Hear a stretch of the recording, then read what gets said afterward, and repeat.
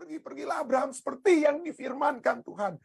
Karena dia tahu di balik firman Tuhan itu ada janji Tuhan. Janji penyertaan Tuhan. Allah memerintahkan perintah yang sama kepada Abraham diberikan kepada kita. Pergilah. Kepada kita semua, pergilah. Begitu banyak janji penyertaan Tuhan. Tapi satu hal yang pasti. Janji bahwa kita akan menjadi sahabatnya. Matius 28 ayat 19-20 katakan. Karena itu, pergilah. Pergilah siapa saja. Sebutkan nama kita masing-masing. Pergilah, jadikanlah semua bangsa muridku. Baptiskanlah mereka dalam nama Bapa dan Anak dan Roh Kudus. Ajarlah mereka melakukan segala sesuatu yang telah kuperintahkan kepadamu. Dan ketahuilah, aku, Yesus katakan, aku menyertai kamu senantiasa sampai kepada akhir zaman. Maukah kita pergi seperti Abraham? Ya, agar kita dapat tiba di perjanjian yang sesungguhnya. Janji Allah saat dia memberikan perintah. Yaitu apa?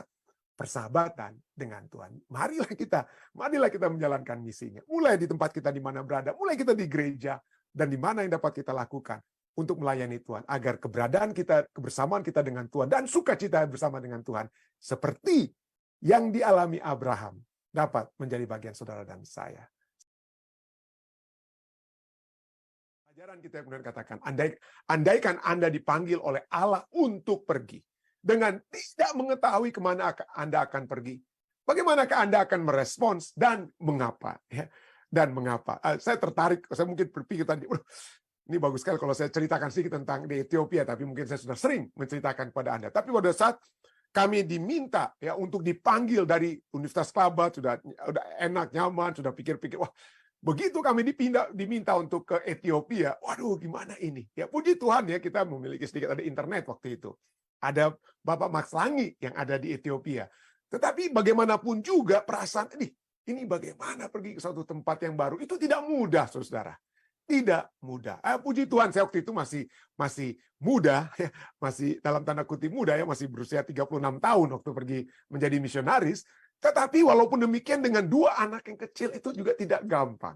Dan keadaan Ethiopia bahkan setelah kami selidiki, sebelum berangkat sekalipun kami sudah mendengar tentang adanya hal ini, hal itu, dan lain sebagainya.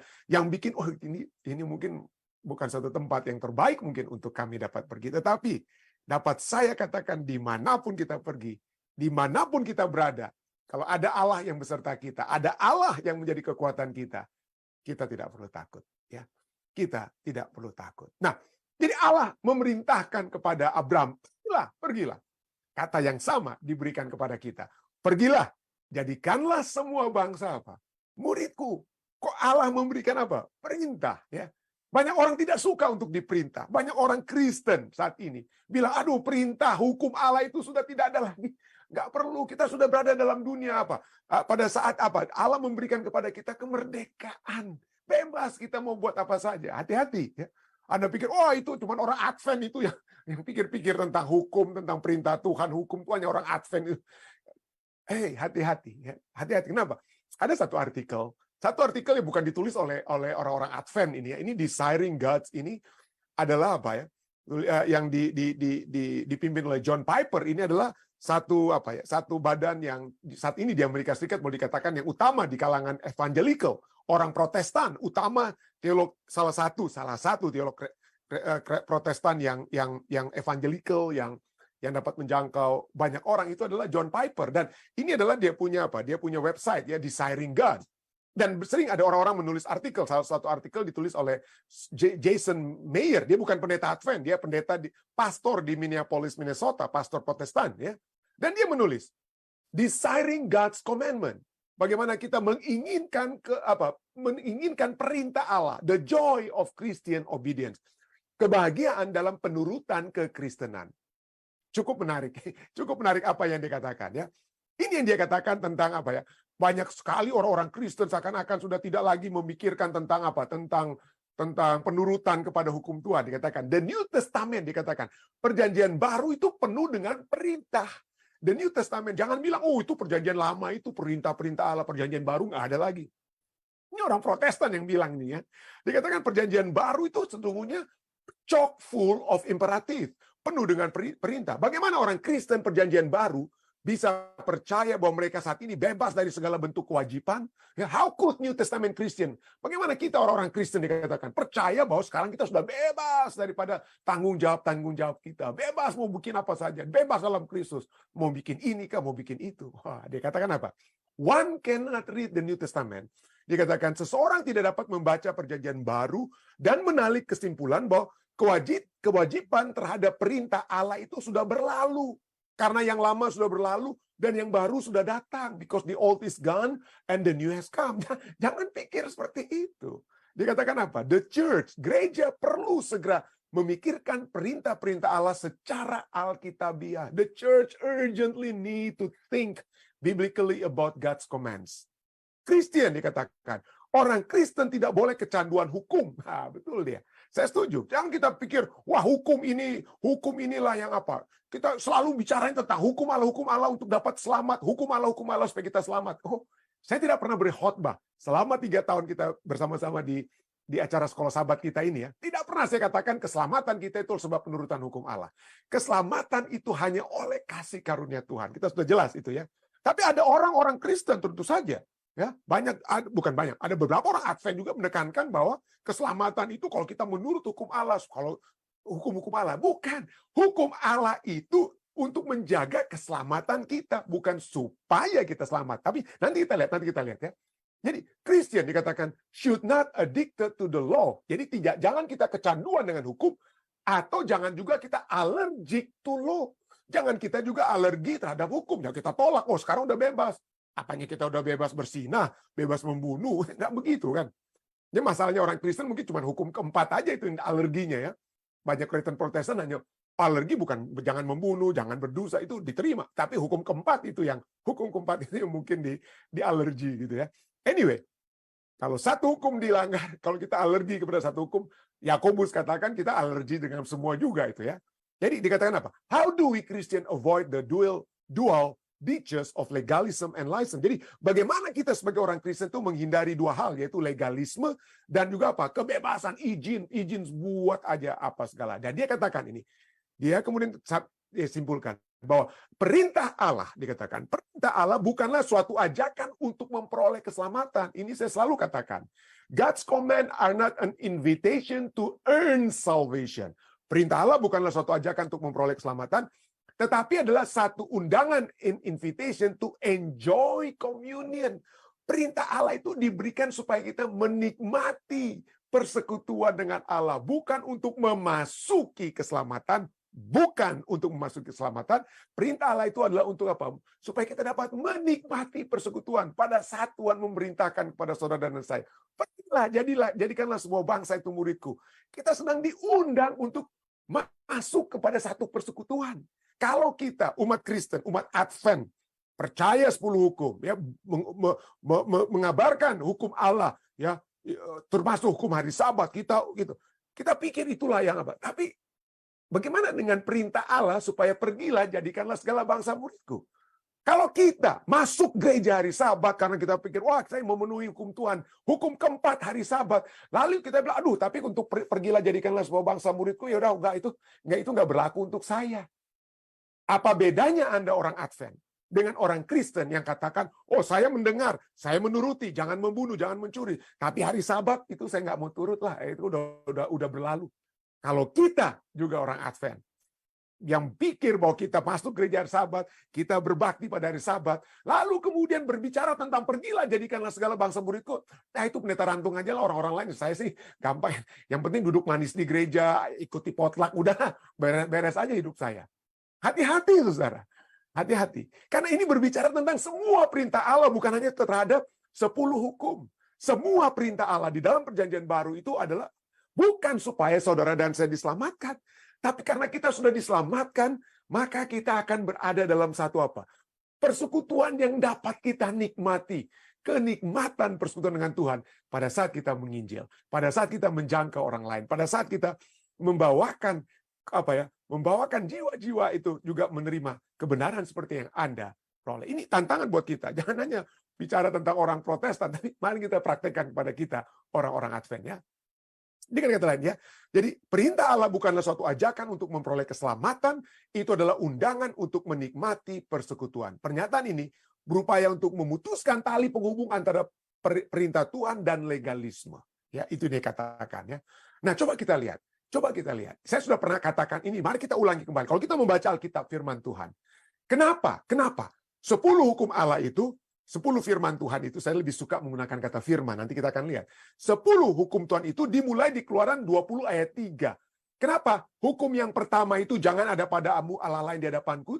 Kalau mau gampangnya itu bukan di Keluaran 20 ayat 3, tapi Keluaran 20 ayat 1. Supaya kita gampang hitung. Keluaran 20 ayat 1, itu hukum pertama. Keluaran 20 ayat 2, hukum Allah yang kedua, jangan membuat patung bagimu. Tapi kenapa dimulai hukum ketiga? Ada 2 poin yang penting. Mari kita lihat. Poin penting yang pertama itu adalah di ayat kedua, tapi nanti yang paling penting itu di ayat pertama. Mari kita lihat dulu ayat kedua ya. Kenapa ini penting sekali? Ayat 2 katakan, "Akulah Tuhan Allahmu yang membawa engkau keluar dari Mesir dari tempat perbudakan." Ya. Jadi dengan kata lain, mereka sudah bebas dari perbudakan, baru dihukum itu diberikan. Jadi hukum itu bukan untuk memperbudak kita. Jadi pada saat Tuhan memberikan perintah selain 10 firman Tuhan ini, jadikanlah semua bangsa muridku. Ya aduh, saya diperbudak pendeta. Aduh, gimana saya mau menginjil pendeta? Boro-boro mau menginjil. Sedangkan mau melayani di gereja kita merasa aduh, kita udahlah pendeta. Ya ada gereja-gereja tentu saja kalau dalam pemilihan suka untuk jadi pimpinan ya. Tapi ada gereja-gereja juga yang tolak-tolak kalau disuruh untuk memegang jabatan di jemaat. Aduh, udahlah pendeta, enggak lah. Orang lain aja lah. Saya dengan kata lain, saya mau santai dulu lah. Saya mau santai dulu pendeta. Ya. Kalau kita merasa bahwa perintah Allah itu adalah perbudakan, maka kita salah kaprah. Keluaran 20 itu bukan dimulaikan ayat pertama, karena itu menyatakan bahwa umat-umat yang keluar dari perbudakan, umat-umat yang sudah bebas, supaya mereka bebas, mereka itu diberikan 10 firman Tuhan. Oke? Mereka diberikan 10 firman Tuhan. Jadi itulah, ya. Bukan hukum pertama itu dimulaikan dengan ayat yang ke-1, tapi dimulaikan ayat ketiga, karena ada 2 poin penting sebelumnya yang harus menjadi fondasi daripada hukum. Fondasi pertama dari hukum, fondasi yang menjunjung hukum adalah pertama, bahwa kita diberikan hukum oleh sebab hukum itu bukan hukuman, oleh sebab hukum itu bukan memperbudak kita, tapi perintah-perintah Allah itu adalah supaya kita yang sudah keluar dari perbudakan dosa, ya, tetap dapat terus bebas. Bebas. Memiliki kegirangan bersama dengan Tuhan. Ya. Jadi itu fondasi pertama. Supaya kita terus dapat bebas. Berada terus dalam keselamatan, perintah Allah diberikan. Poin yang kedua ya. Poin kedua. Jadi poin pertama ini ya. Jadi perintah Allah bukanlah suatu ajakan untuk memperoleh keselamatan, tetapi adalah undangan untuk menikmati persekutuan. Nah, poin yang kedua lagi. Poin yang kedua jadi dasar. Daripada 10 firman adalah apa yang dikatakan dalam ayat yang pertama. Keluaran 20 ayat 1 katakan, lalu Allah mengucapkan segala firman ini. Akulah Tuhan Allahmu. Ayat kedua, yang kita sudah bahas tadi ayat kedua ya. Akulah Tuhan Allahmu yang membawa engkau keluar dari Mesir dari tempat perbudakan. Jadi lalu mulai hukum pertama, jangan ada padamu Allah lain di hadapanku. Jadi fondasi yang pertama, hukum diberikan, jangan ada padamu, hukum pertama diberikan atas dasar kita yang sudah dibebaskan. Tapi dasar fondasi yang kedua, bahwa hukum itu sesungguhnya adalah firman Allah. Oke? Hukum adalah firman. Jadi 10 hukum itu kalau Anda baca dalam Keluaran 20 ayat 1, Ulangan 5 ayat 22, Ulangan 10 ayat 2, hukum itu adalah sesungguhnya dikatakan menggunakan kata firman, davar, bahasa Ibraninya itu davar. Firman atau words, ya, this is the words that and God spoke these words. Allah mengucapkan perkataan ini, ya, dabar atau davar, ya, yaitu speech, word, and promise, ucapan, kata, janji. Jadi, poin pertama, kalau kita menuruti perintah Allah, kita menuruti 10 firman Allah, kita menuruti perintah Allah untuk menjadikan segala bangsa muridku, pertama, itu supaya kita tetap berada dalam keselamatan, ya, tetap keselamatan Allah sudah berikan, supaya kita dapat bebas, menikmati persekutuan dengan Allah. Tapi yang kedua, kita sedang menikmati firman. Nah, apa ini firman? Oke. Apa ini firman yang kita sedang nikmati pada saat kita menuruti firman Allah? Ya. Oke, mari kita lihat. Saya gunakan sini. Coba kita lihat. Salah satu arti daripada firman, word, davar, adalah promise. Janji, saudara, janji. Itu sebabnya dalam Ulangan 1 ayat 11, Ulangan 1 ayat 11 menggunakan kata firman ini juga dengan digunakan kata janji. Ya, karena itu firman dan janji itu adalah dari satu kata, akar kata yang sama, davar. Jadi Ulangan 1 ayat 11 katakan, Tuhan Allah nenek moyangmu kiranya menambahi kamu 1000 kali lagi dari jumlahmu sekarang dan memberkati kamu seperti yang difirmankannya, didavarnya, dijanjikannya kepadamu. Perintah Allah adalah janji Allah. Jadi kalau kita sedang, Tuhan katakan, pergilah, jadikanlah segala bangsa muridku. Itu perintah Allah, betul. Pada saat yang bersamaan itu adalah janji Allah. Kenapa? Kalau kita menjalankan perintah Allah, apa yang Tuhan katakan? Ketahuilah aku, Yesus katakan, aku menyertai engkau. Jadi pada saat kita bilang, aduh enggak lah, neta orang lain aja lah yang menjalankan tugas di gereja, orang lain lah yang menjalankan firman Tuhan. Kita sedang menolak janji Allah. Saya ulangi, kita sedang menolak janji Allah. Ya, menolak janji Allah. Setiap perintah Allah itu dibangun di atas janji Allah. Ya. Makanya 10 hukum yang pertama dan seterusnya, Keluaran 20 ayat 3 dan seterusnya itu, fondasinya itu adalah apa? Janji Allah, firman Allah. Ya, dibangun di atas janji Allah. Keluaran 20 ayat 1, itulah janji Allah. Ya. Setiap perintah Allah dibangun di atas janji Allah. Setiap panggilan ilahi untuk bertindak, untuk taat, pada saat yang sama, merupakan panggilan ilahi untuk percaya pada janji-janji Tuhan, untuk beriman, ya. Dia memerintahkan karena dia sudah berjanji. Ya, dia sudah berjanji. Jadi kalau kita lihat perintah Allah dan janji Allah itu selalu itu diucapkan. Oke, tadi saya sudah baca perjanjian lama ya. Udah perjanjian lama, ada nggak bukti perjanjian baru? Aduh, perjanjian baru begitu banyak buktinya berbicara tentang perintah Allah itu adalah janji Allah. Misalnya, Yohanes 14 ayat 21, barang siapa memegang perintahku dan melakukan perintahku, dialah yang mengasihi aku. Barang siapa mengasihi aku, ia akan dikasihi oleh Bapakku, dan aku pun akan mengasihi dia dan akan menyatakan diriku kepadanya. Pergilah, jadikanlah segala bangsa muridku. Ketahuilah aku akan menyertai kamu sampai akhir zaman. Jadi perintah Allah disertai dengan apa? Itu adalah janji Allah. Allah akan menyatakan dirinya kepada umat-umat yang melakukan, yang taat kepada perintah Allah. Perintah Allah dan janji Allah. Yohanes 14 ayat 23. Jawab Yesus. Jika seorang mengasihi aku, ia akan menuruti firmanku. Dia akan menuruti firmanku. Dan Bapakku akan mengasihi dia. Dan kami, Yesus dan Bapa, ya, kami akan datang kepadanya dan diam bersama-sama dengan dia. Kalau kita tolak-tolak perintah Allah, ya, pergilah jadikanlah segala bangsa. Aduh, kira-kira bagaimana janji Tuhan? Aku akan menyertai kamu sampai apa? Akhir zaman. Yohanes 15 ayat 10 sampai 11. Yohanes 15 10 sampai 11. Jikalau kamu menuruti perintahku, kamu akan tinggal di dalam kasihku. Kalau kita tidak menuruti perintah Tuhan termasuk menjadikan segala bangsa muridku, kita tidak akan tinggal dalam kasih Kristus. Jika kamu menuruti perintahku, kamu akan tinggal dalam kasihku seperti aku menuruti perintah Bapakku dan tinggal di dalam kasihnya. Semuanya itu kukatakan kepadamu supaya apa? Sukacitaku ada di dalam kamu dan sukacitamu menjadi penuh. Tidak heran, kita sudah baca berulang kali ya. Kutipan Nyonya White. Kenapa Tuhan sanggup menobatkan seluruh umat manusia itu? Bukan sanggup, Tuhan dapat mengabarkan Injil tanpa bantuan kita. Tapi supaya karakter Kristus dapat kita kembangkan. Supaya ada sukacita dalam bekerja bersama dan membawa jiwa-jiwa. Makanya saudara dan saya diberikan perintah, pergilah, jadikanlah segala bangsa muridku. Tidak heran, perintah Allah dan merupakan janji Allah bukan hanya dari satu kata yang sama dari bahasa Ibrani davar, tapi juga itu adalah statement yang sudah dinyatakan dari ayat demi ayat di dalam perjanjian baru sekalipun. Tidak heran, John Calvin, reformator Kristen, Protestan, bukan orang Advent yang lain ya. Dia kata apa? Kita tidak bisa mengandalkan janji-janji Tuhan. Oh Tuhan, kita berdoa, mana janji Tuhan? Kita mau minta janji Tuhan. Pada saat yang bersamaan kita tidak menuruti perintahnya. Ya. Bagaimana kita mau berdoa, minta ini, minta itu pada Tuhan? Tuhan sudah janji. Tapi pada saat yang bersamaan kita tidak apa? tidak menaati perintah-perintahnya. John Calvin katakan, we cannot rely on God's promises without obeying His commandments. Without obeying His commandment. Jadi, jangan kita orang Kristen bilang, aduh kita kan sudah di zaman kebebasan.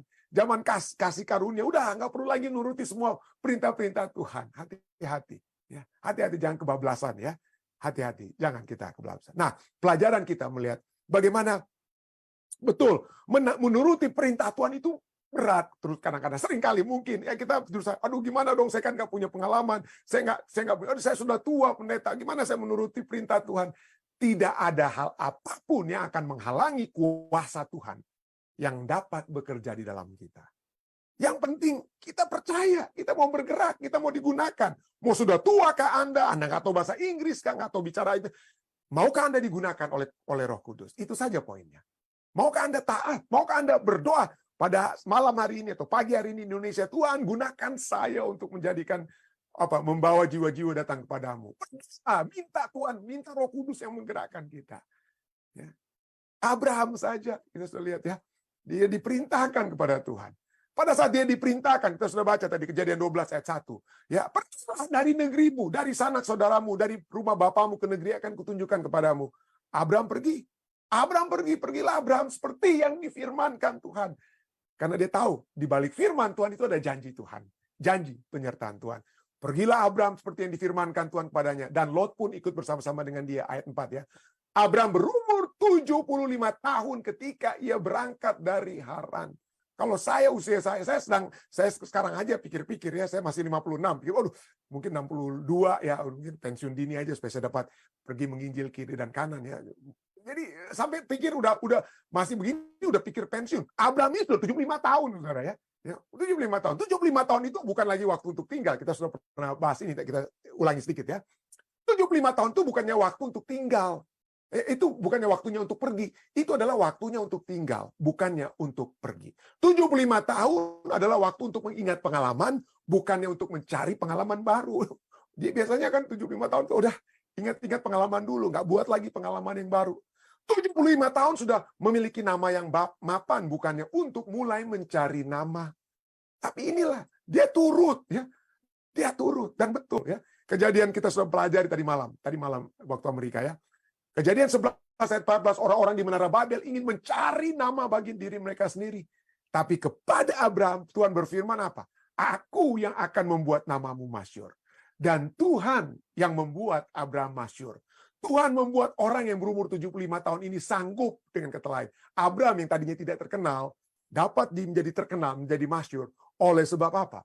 Oleh sebab dia mau digunakan oleh Tuhan. Oleh sebab dia mau digunakan oleh Tuhan.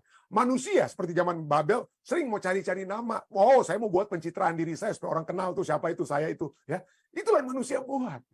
Tapi bukan dengan Abraham, bukan dengan Tuhan Yesus Kristus. Ya, Abraham percaya, dia ikut perintah Tuhan dan Allah lah yang membuat namanya masyhur. Ya, hingga saat ini nama Abraham itu masih diucapkan. Hingga saat ini walaupun Timur Tengah ada masalah. Tapi ada Abrahamic Accord yang sudah dibuat ya untuk mencoba mendamaikan anak-anak Abraham. Kenapa? Karena adanya seorang yang taat mau pergi. Taat pada saat Tuhan perintahkan dia untuk pergilah. Ya. Dan kita sudah pernah singgung ini, kita singgung lagi bagaimana taatnya Abraham itu untuk dengan kata pergi ya. Ini fokus saya untuk kata pergi ya. Kejadian 22, ya, Kejadian 12 dia bilang pergi keluar dari sana keluargamu. Pergi dari keluargamu, bangsamu, dan lain sebagainya. Tapi di Kejadian 22:2, firman Tuhan kedua kali datang kepada dia ya. Untuk kata pergi ya. Firman Tuhan, ambillah anakmu yang tunggal itu yang engkau kasih, yaitu Ishak. Pergilah ke tanah Moria dan persembahkanlah di sana sebagai korban bakaran pada salah satu gunung yang akan kukatakan kepadamu. Pada kali yang pertama, panggilan yang pertama untuk pergi, dia pergi untuk berpisah dari hal-hal yang berharga. Dari negeri, sanak saudara, rumah bapaknya. Dia berpisah dengan masa lalunya. Ya. Tradisi-tradisi itu harus dia tinggalkan. Dengan kata lain, ya. Zona kenyamanannya itu dia harus tinggalkan. The past.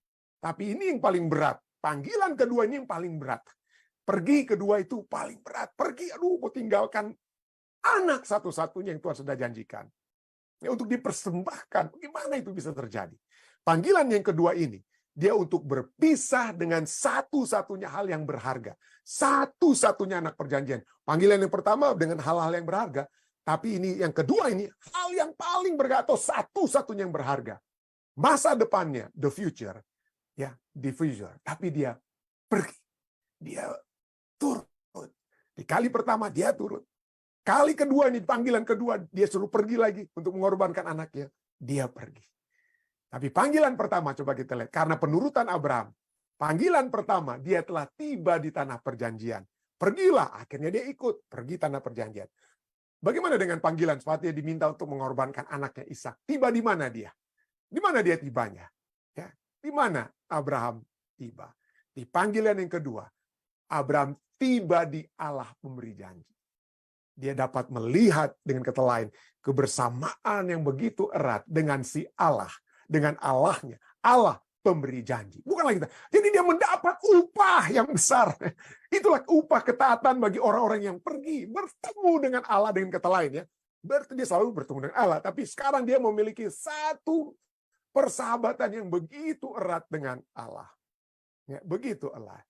Itulah sebabnya dalam Kejadian 15 ayat 1, kemudian datanglah firman Tuhan kepada Abraham dalam suatu penglihatan. Janganlah takut Abraham. Inilah tujuan. Ini sebelum dia korbankan, Ishak anaknya itu ya. Tapi ini Tuhan sudah berikan apa tujuan kehidupan Abraham sesungguhnya, diminta untuk pergi. Ini yang Tuhan katakan. Kamu pergi supaya kamu apa?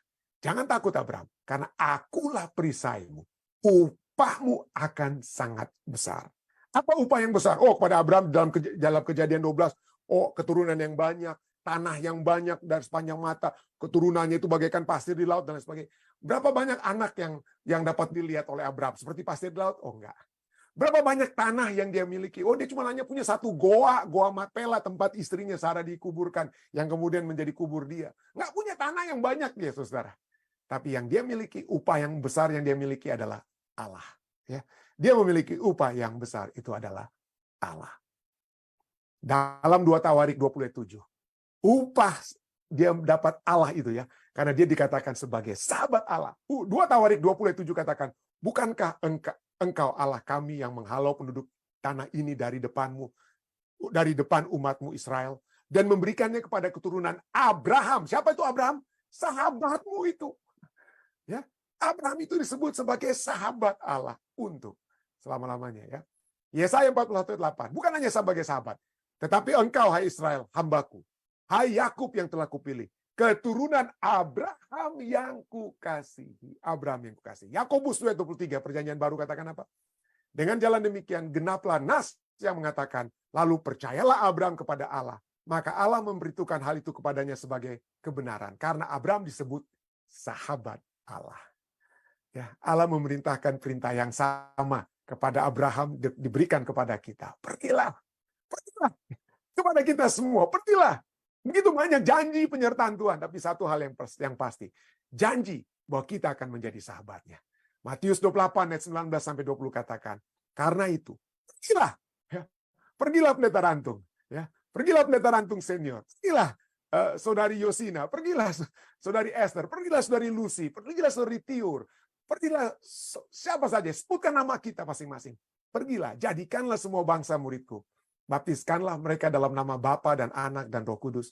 Ajarlah mereka melakukan segala sesuatu yang telah kuperintahkan kepadamu. Dan ketahuilah, aku, Yesus katakan, aku menyertai kamu senantiasa sampai kepada akhir zaman. Maukah kita pergi seperti Abraham? Ya, agar kita dapat tiba di perjanjian yang sesungguhnya. Janji Allah saat dia memberikan perintah. Yaitu apa? Persahabatan dengan Tuhan. Marilah kita menjalankan misinya. Mulai di tempat kita di mana berada, mulai kita di gereja, dan di mana yang dapat kita lakukan untuk melayani Tuhan, agar keberadaan kita, kebersamaan kita dengan Tuhan, dan sukacita bersama dengan Tuhan, seperti yang dialami Abraham, dapat menjadi bagian saudara dan saya. Saya baik ini dalam nama Yesus. Amin.